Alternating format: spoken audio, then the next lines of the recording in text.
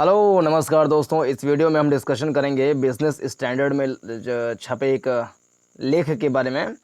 और ये लेख जो है वो जीएस पेपर थर्ड के पॉइंट ऑफ व्यू से इम्पोर्टेंट है, क्योंकि इसमें कुछ ऐसे प्रोजेक्ट के बारे में बताया गया है जो कि हमारे इंफ्रास्ट्रक्चरल डेवलपमेंट यानी कि ढांचागत विकास या आधारिक विकास या आधारभूत विकास के लिए बड़ा ही महत्वपूर्ण है। जैसे कि एक है गति शक्ति योजना, जिसको नेशनल इंफ्रास्ट्रक्चर मास्टर प्लान भी कहा जाता है, और दूसरा है नेशनल लॉजिस्टिक्स पॉलिसी। तो इन दोनों के बारे में बड़ा बढ़िया इस आर्टिकल में लिखा गया है, तो हम इसको समझते हैं। और किसी भी देश के आर्थिक विकास के लिए ज़रूरी होता है कि वहाँ का जो इंफ्रास्ट्रक्चरल डेवलपमेंट है वो अच्छे प्रकार से हो सके। तो प्रधानमंत्री जी का उद्देश्य भी है कि 2047 तक भारत को विकसित राष्ट्र बनाना है। तो इसके लिए ज़रूरी है कि मानव विकास सूचकांक, मानव खुशहाली सूचकांक, भारत को जो इंफ्रास्ट्रक्चरल डेवलपमेंट है इन सभी क्षेत्रों में सही प्रकार से भारत काम कर सकें। तो लेख की शुरुआत करते हैं। पड़ोसियों को साधने में सफल हो सकती है सरकारी पहल। भारत सरकार ने सुधार के मोर्चे पर दो उल्लेखनीय पहल की है, वही गति शक्ति यानी कि नेशनल इंफ्रास्ट्रक्चर मास्टर प्लान और दूसरा नेशनल लॉजिस्टिक्स पॉलिसी। इनका आगाज तो बहुत सफलतापूर्वक हुआ है, और यदि इन्हें अपेक्षित रूप से अंजाम देने में भी सफलता मिल जाए तो इनमें भारत को उत्पादक यानी प्रोडक्टिव, सक्षम और वैश्विक स्तर पर प्रतिस्पर्धी अर्थव्यवस्था बनाने की भरपूर संभावनाएं हैं।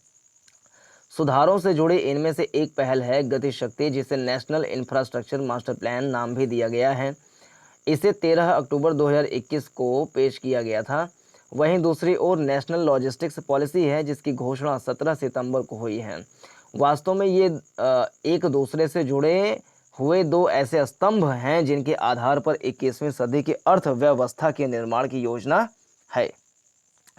इन दोनों पहल के मुख्य पहलू क्या हैं, तो ये महत्वपूर्ण चीज़ें हैं कि इसमें प्रोविजंस क्या हैं, क्या बातें इसमें, मतलब क्या लक्ष्य है इसका। तो पहले गति शक्ति की बात करते हैं। गति शक्ति 100 लाख करोड़ रुपए की एक महत्वाकांक्षी परियोजना है, जिसका लक्ष्य है कि समग्रता की दृष्टि से बुनियादी ढांचे का विकास करना। क्योंकि अलग अलग मंत्रालय और अलग अलग विभाग के अलग अलग काम होते हैं, तो कई बार ऐसा होता है कि कोई एक प्रोजेक्ट बनाना है तो अलग अलग विभागों से अनुमति लेना पड़ता है, तो इसमें काफ़ी समय चला जाता है। तो इस कारण से लगभग 16 केंद्रीय मंत्रालय और विभागों जो कि अवसंरचना विकास से जुड़ी गतिविधियों से जुड़े होते हैं, उनको केंद्रीकृत डिजिटल पोर्टल के तहत लाना है, ताकि सभी लोग एक स्थान पे मिल सकें। और किसी भी प्रोजेक्ट को पूरा करवाना है तो उसमें ज़्यादा समय ना लगे, तो ये अच्छा एक वो है। इनमें से 7 इंजन चिन्हित कर लिए गए हैं, यानी कि नेशनल इंफ्रास्ट्रक्चर जो पाइपलाइन, ये प्रोजेक्ट जो है नेशनल इंफ्रास्ट्रक्चर मास्टर प्लान जो है, जो कि 100 लाख करोड़ रुपए की परियोजना है, तो इसमें 7 इंजन चिन्हित कर लिए गए हैं, जिनमें रेलवे, सड़क, बंदरगाह, जलमार्ग, हवाई अड्डे, सार्वजनिक परिवहन और लॉजिस्टिक्स इंफ्रास्ट्रक्चर शामिल हैं। और गति शक्ति में भारतमाला राजमार्ग से संबंधित है, सागरमाला तटीय नौवहन से संबंधित है, उड़ान वायु सेवाओं से संबंधित है, भारत नेट दूरसंचार सेवाओं से संबंधित है, रेलवे विस्तार और अंतर्देशीय जलमार्ग विस्तार जैसी महत्वपूर्ण योजनाओं का समावेश होगा। तो ये हैं, इसमें जो है 7 क्षेत्र में काम किया जाएगा। ये सारे इंफ्रास्ट्रक्चर यानी कि ढांचागत विकास से संबंधित ही हैं। रेलवे है, सड़क है, बंदरगाह, जलमार्ग, हवाई अड्डा, सार्वजनिक परिवहन और लॉजिस्टिक्स इंफ्रास्ट्रक्चर।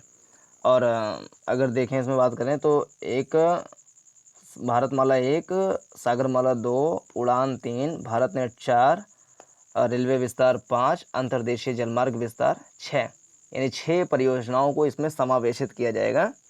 तो इनके नाम ध्यान रहे। एक तो भारतमाला, देखिए पहले 7 सेक्टर किसमें काम किया जाएगा, यानी 7 इंजन क्या हैं इस गति शक्ति यानी कि नेशनल इंफ्रास्ट्रक्चर मास्टर प्लान, जिसको अक्टूबर 2021 में लॉन्च किया गया था।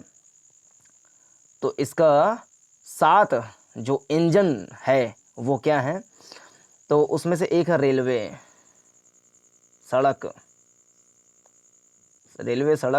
फिर बंदरगाह आ जाएगा, जलमार्ग, हवाई अड्डा, सार्वजनिक परिवहन और लॉजिस्टिक्स इंफ्रास्ट्रक्चर। तो फिर से याद करें तो एक है सड़क, फिर रेलवे, फिर बंदरगाह, फिर नौवहन यानी कि नौ परिवहन कह लें, फिर परिवहन का विकास, सार्वजनिक परिवहन, जलमार्ग है ये, बंदरगाह, जलमार्ग, हवाई अड्डा, सार्वजनिक परिवहन और लॉजिस्टिक्स इंफ्रास्ट्रक्चर।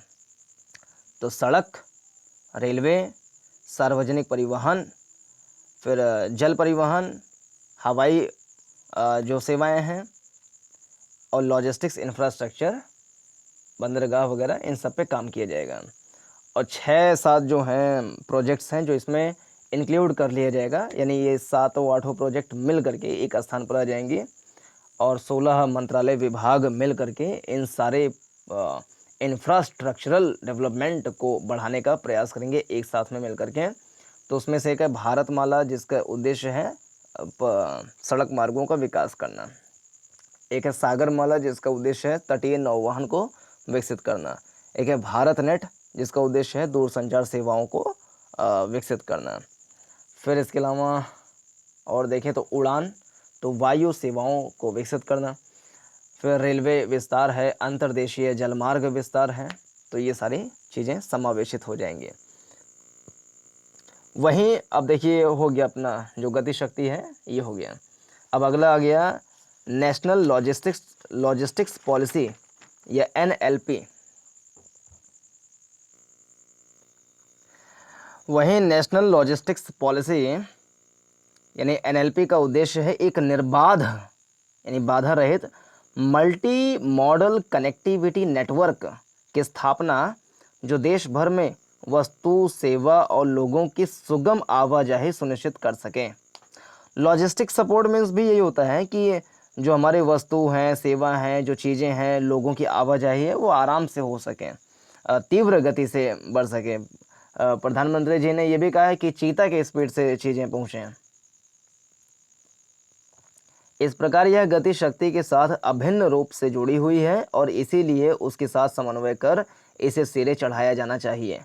NLP मुख्य रूप से डिजिटल तकनीक के उपयोग पर निर्भर रहेगी, जिसमें यूनिफाइड लॉजिस्टिक्स इंटरफेस प्लेटफॉर्म यानी यूलिप की सहायता से देश भर में कार्गो की आवाजाही से जुड़ी सूचनाओं का स्रोत होगा और उसी के आधार पर ऐसी आवाजाही की राह में अवरोध दूर कर इसे सुगम बनाया जाएगा। भारत में लॉजिस्टिक्स और आपूर्ति श्रृंखला लागत, देखिए ये बड़ा इंपॉर्टेंट पॉइंट है, भारत में लॉजिस्टिक्स और आपूर्ति श्रृंखला लागत GDP की करीब 12% है और इस पहल के माध्यम से इसे घटाकर 8% कर वैश्विक औसत के दायरे में लाने का लक्ष्य है। विश्व बैंक एक लॉजिस्टिक्स इंडेक्स भी निकालती है, जिसे वैश्विक मानदंड माना जाता है। भारत इस सूचकांक में 35वें स्थान पर है। इन सूचकांकों में उल्लेखनीय सुधार लाए बिना भारत वैश्विक प्रतिस्पर्धी अर्थव्यवस्था के रूप में नहीं उभर सकता। NLP यानी कि नेशनल लॉजिस्टिक्स पॉलिसी में इसे स्वीकार भी किया गया है, जिसका एक उद्देश्य ही स्थानीय आपूर्ति श्रृंखलाओं का अंतर्राष्ट्रीय आपूर्ति श्रृंखलाओं के साथ एकीकरण के रूप में उल्लिखित है। हालांकि तमाम अपेक्षित परिणामों में से एक के रूप में इस बिंदु को शामिल करने के बजाय यह कहीं अधिक प्रासंगिक होता यदि उसके ढांचे के केंद्रीय भाव में ही इसे जोड़ा जाता। असल में गति शक्ति और NLP दोनों को साथ लाने के लिए उन्हें पुनर्गठित किया जाना चाहिए। पहले चरण में तो भारतीय उपमहाद्वीप में क्षेत्रीय आर्थिक एकीकरण के स्तर पर, फिर इसे व्यापक एशियाई और वैश्विक अर्थव्यवस्था तक विस्तारित किया जाना चाहिए। आर्थिक एवं तकनीकी दृष्टि से भी भारत दक्षिण एशिया का सबसे बड़ा और शक्तिशाली देश है और केवल उसके नेतृत्व में ही क्षेत्रीय एकीकरण की कोई ऐसी कवायद पूरी हो सकती है। गति शक्ति और NLP के प्रत्येक घटक को भारत के पड़ोस तक विस्तार देकर उन्हें उनके आर्थिक एवं सामाजिक विकास का शक्तिशाली उपकरण बनाया जा सकता है। इस आरंभिक चरण में अनुभव प्राप्त करके उन्हें बिम्स्टेक यानी बंगाल की खाड़ी बहुक्षेत्रीय तकनीकी एवं आर्थिक सहयोग पहल मंच तक ले जाया जा सकता है, जिसका उद्देश्य दक्षिण एशिया और दक्षिण पूर्व एशिया के बीच जुड़ाव की कड़ी जोड़ना है। परिवहन कनेक्टिविटी के साथ इसकी सबसे स्वाभाविक शुरुआत होगी। वैसे तो दक्षेश सदस्य यानी जो जिसको सार्क कहते हैं, SAAR से, दक्षेश सदस्य देशों ने 2010 से लेकर 2020 के दशक में मल्टी मॉडल ट्रांसपोर्ट कनेक्टिविटी को लेकर प्रतिबद्धता दिखाई, लेकिन कई परियोजनाएं द्विपक्षीय स्तर पर आगे बढ़ीं तो क्षेत्रीय फोकस पृष्ठभूमि में चला गया। मैं पहले भी यह दलील देता रहा हूँ, अपने परिवहन और लॉजिस्टिक्स नेटवर्क तक पहुँच के मामले में अपने पड़ोसियों के साथ भारत को राष्ट्रीय आचरण के अनुरूप ही व्यवहार का विस्तार करना चाहिए। भारत को भारतीय उपमहाद्वीप के सभी देशों का सबसे तरजीही विकास साझेदार और पसंद का पारगमन देश बनाना चाहिए। गति शक्ति और NLP इस दिशा में उत्साहजनक संभावनाएं बनाती हैं। उदाहरण के रूप में बांग्लादेश, भूटान, भारत और नेपाल उप क्षेत्रीय सहयोग मंच के माध्यम से तमाम पारदेशीय नदियों को जोड़कर एकीकृत स्वरूप में जल मार्गों का विकास किया जा सकता है। नदी परिवहन नेटवर्क को मौजूदा और नए विकसित किए जा रहे बंदरगाहों के साथ ही आगे बढ़ाया जा सकता है और इसमें तटीय शिपिंग यानी सागरमाला के जरिए और सामुद्रिक व्यापार दोनों को प्रोत्साहन की गुंजाइश है।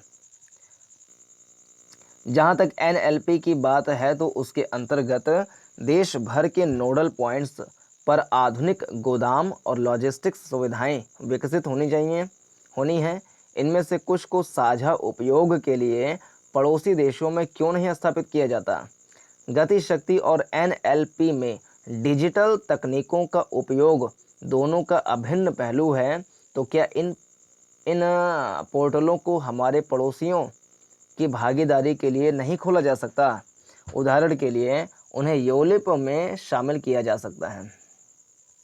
इन दोनों पहल के कुछ और पहलू भी हैं जो क्षेत्र में अन्य देशों के लिए प्रासंगिक होंगे, जैसे कि रेल सेवाओं का विस्तार और जल परिवहन का व्यापक उपयोग एवं सड़क परिवहन की बड़ी हिस्सेदारी को घटाना ऊर्जा सुरक्षा को बढ़ाने और जलवायु परिवर्तन के विरुद्ध संघर्ष में महत्वपूर्ण हैं।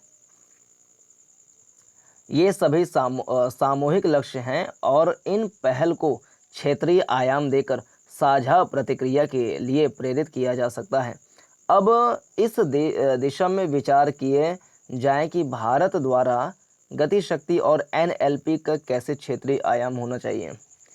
पहला यही कि इन पहल से जुड़ा खाका नए सिरे से खींचा जाए ताकि यह स्पष्ट रूप से हमारे पड़ोसी देशों तक विस्तारित हो सकें। शुरुआती स्तर पर BBIN देशों और श्रीलंका और मालदीव जैसे द्वीपीय देशों के साथ यह राजनीतिक रूप से भी व्यवहार्य हो सकता है। जब पाकिस्तान में ऐसे सहयोग के लिए अनुकूल राजनीतिक माहौल बन जाए तो उसे भी इसमें शामिल करने की संभावनाएं बन सकती हैं।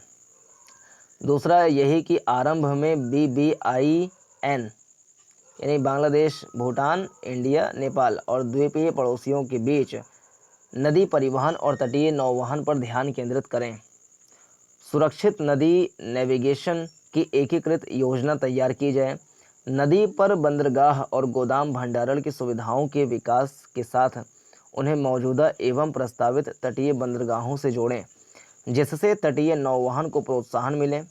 तीसरा यही कि भारत के यूलिप में दिलचस्पी रखने वाले पड़ोसी देशों को भागीदारी की पेशकश करें, जिससे उन्हें कम लेन देन और आपूर्ति श्रृंखला लागत के मोर्चे का लाभ मिलेगा।